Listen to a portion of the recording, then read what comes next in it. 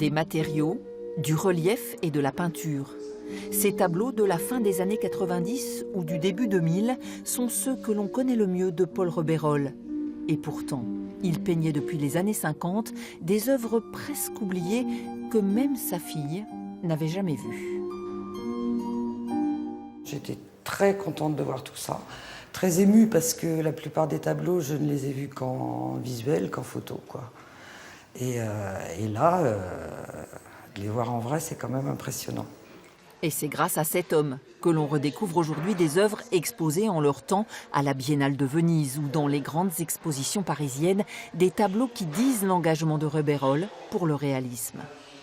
Rebeyrolle va s'opposer, se rebeller à ce qu'on a appelé la modernité, qu'incarnent Picasso et Matisse, et va se tourner vers les grands maîtres anciens qu'il va découvrir au Louvre.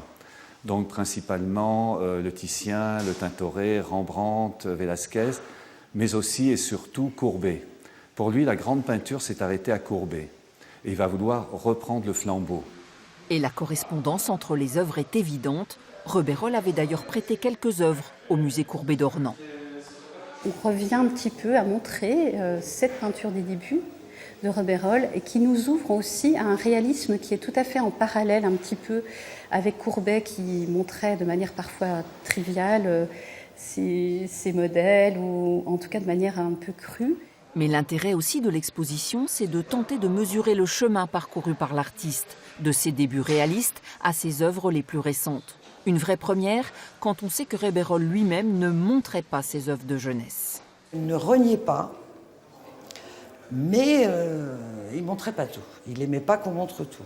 Pour lui, cette période-là, c'était passé, c'était du travail, c'était un travail estudiantin, un travail de jeunes peintres qui découvrent la peinture, qui découvrent les peintres, les grands peintres. Et le jeune peintre qu'il fut est aujourd'hui tout simplement exposé à Beaubourg, qui vient d'acquérir 5 de ses œuvres.